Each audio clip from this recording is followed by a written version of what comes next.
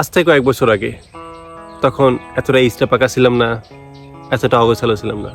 নিয়মিত পড়াশোনা করতাম, অনলাইন থেকে অনেকটা দূরে ছিলাম। অ্যাডমিশন লাইফে একটা স্টুডেন্ট মোটামুটি যা যা স্বপ্ন দেখার সব কিছু আমি অর্জন করেছি। ভার্সিটি, মেডিকেল, ইঞ্জিনিয়ারিং 3টা ক্র্যাক করেছি। 86, 87, 88 3টা বিএমএ লং করছি, আইসিএসবি সিলেক্টেড হই এবং 2বার গিয়েছি। একাডেমি লাইফ, ভার্সিটি লাইফ, এরপর ইউএস বাংলা এয়ারলাইন্সের পাইলট এবং ইঞ্জিনিয়ারিং 2টা পরীক্ষাতে আমি রিটেন সিলেক্টেড হই। এরপর লাস্টের যে আইএসএসবি মতো একটা পরীক্ষা হয়, ওখানে গিয়েছি। বাট দিন শেষে এত কিছুর মধ্যেও আমি বিদেশে স্কলারশিপ পেয়েছিলাম, বিদেশে একটা ইউনিভার্সিটিতে, বাট চাইনি। এবং ওয়েমেন এভিয়েশন একাডেমি এবং হাঙ্গেরি, এই 2টা জায়গায় আমি পাইলট হিসেবে আমি সিলেক্টেড হয়েছিলাম। ওদের বিভিন্ন ক্রাইটেরিয়া থাকে।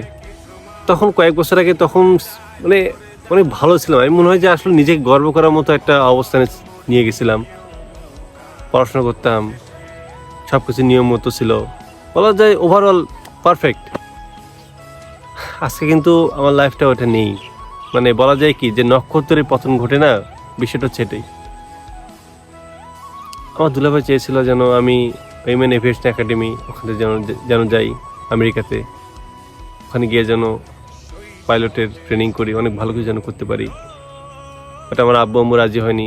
দুলাভাই অনেক করে চেয়েছিল যে যদি হয় আমি দায়িত্ব নেব।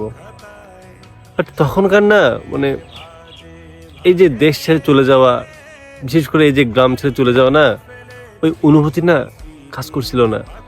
এতটা খারাপ লাগছিল, মনে হচ্ছিল যে আমি দেশ ছেড়ে কীভাবে থাকবো, এই গ্রাম ছেড়ে আমি কীভাবে থাকবো। আমি বুঝি না যে আমি এত ইমোশনাল কেন দেশের প্রতি, এই যে মানে গ্রামের প্রতি খুবই ইমোশনাল আমি, খুবই। এই যখন দেশের যে কোনো একটা সমস্যা হলে কেউ কোনো কথা না বললেও আমার কথা বলতে খুব খুব ইচ্ছা করে। বাট আমি সেলিব্রিটি না, বাট আমি এমন কেউ না যাতে মানুষ আমার কথাগুলো শুনবে। আমার খুব ইচ্ছে হয় যেন মানুষ যেন আমার কথাগুলো শুনে, অন্তত একটা লাইন তো শুনবে। আমি হয়তো ব্যর্থ এই দিক দিয়ে, হয়তো আমি ভালোভাবে হয়তো কথা বলতে পারি না, ভালোভাবে হয়তো মানুষকে বোঝাতে পারি না, তাদের ইমোশনটাকে আমি সেইভাবে বুঝতে পারি না। বাট আমার ইমোশনটা, তাদের ইমোশনটা ঠিকভাবে সেট আপ করতে পারি না। আমি চেষ্টা করি যেন আমার এই কথাগুলো যেন তাদের কানে পৌঁছায়। আমার খুব খারাপ লাগে যে দেখুন এই দেশের কিছু মানুষ কিন্তু তারা দেশটাকে পুরোটাই ভোগ করে। তারা চাইলে কিন্তু পারে এই দেশের প্রত্যেকটা মানুষের অধিকার রক্ষা করতে। বিশেষ করে যে গ্রামের মানুষগুলো আছে তারা অনেক অবহেলিত। আমার খুব খারাপ লাগে এই লোকদের জন্য। এত পরিশ্রম করে, এত কষ্ট করে, দিন শেষে ফলাফল 0। এই লোকগুলো এই যে এত আবাদপানি করে ন্যায্য মূল্য পায় না। তারা গরু গোস্ত ভালো একটা খাবার কবে খেতে পারে আশায় কোনে। গ্রামে যারা একটা ভালো কোরবানি ঈদে যদি কোরবানি দেয়, যদি কিছু গোস্তে 1-2টা টুকরা দেয়, তারা খেতে পারে। আর না হলে যদি মাছ খায়, নদী বা ছোটোখাটো যা জায়গা পানি সেচে, খুবই কষ্ট তার জীবন। খারাপ লাগে। ভালো একটা স্কুল নেই। মনে হয় যদি আমার যাতে সুযোগ থাকতো, ভালো একটা স্কুল, ভালো হাসপাতাল, সব দিক দিয়েই চেষ্টা করতাম তাদের ন্যায্য মজুরি পাওয়ার জন্য। কিন্তু আমি ব্যর্থ আসলে। আমি যখন মানুষের দ্বারা যাই, মানুষ মনে করে যে আমি কত বড় কি না কি। হয়তো তারা আমাকে মন ভরে, আমি যদি তাদেরকে কোনো একটা প্রশ্ন করি, তারা মন ভরে বলে এটা আমাদের দাবি, এটা চাই, ওটা চাই। বাট আমার খুব কষ্ট লাগে, খুব লজ্জা লাগে যে আমি কিচ্ছু করতে পারি না। এটা আমার অনেক বড় একটা ব্যর্থতা। আমার দেশের চাইতে আমার দেশটা তো একটা ওভারঅল অনেক বড় একটা জিনিস। আমি শুধু জীবনে যদি এতটুকু পারি যে আমার নিজের গ্রাম বা আশেপাশে কয়েকটা গ্রামকে চেঞ্জ করে দিতে, বা এই গ্রামের কয়েকটা মানুষকে ভালো করে রাখতে পারতে, আমার এটা জীবনে অনেক বড় সার্থকতা। আমার বিদেশে আমি একটা মানুষ কত বছর বাঁচে, কি দরকার ভাই বেগম পাড়া বাড়ি, কি দরকার আমার আলিশান জীবনযাপন, যদি মানুষের জন্যই এই জীবনটা নিয়ে কাজ করতে না পারলাম, যদি এই জীবনটা মানুষের জন্য বিলে দিতে না পারলাম, কি করলাম এই জীবন। আমি তো বাবা মায়ের লজ্জা, আমি আমার শিক্ষকদের লজ্জা, আমি কি করলাম। এত কষ্ট করে পড়াশোনা শিখে যদি যারা অসহায় তাদের পাশে দাঁড়াতে না পারলাম, আমার জীবনটা ব্যর্থ।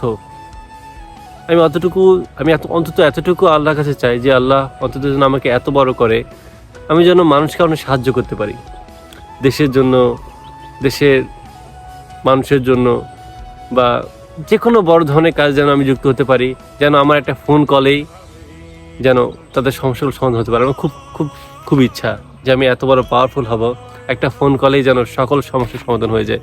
আল্লাহ তাআলা এত বড় কিছু তৌফিক দান করুক। আমার না খুব খারাপ লাগে জানেন, যে যদি বিদেশে যেতে পারতাম, যদি একটা পাইলট হওয়ার ব্যবস্থা হতো। দেখি না ফোনে পাইলটরা কীভাবে চালাচ্ছে, তাদের কি লাইফ।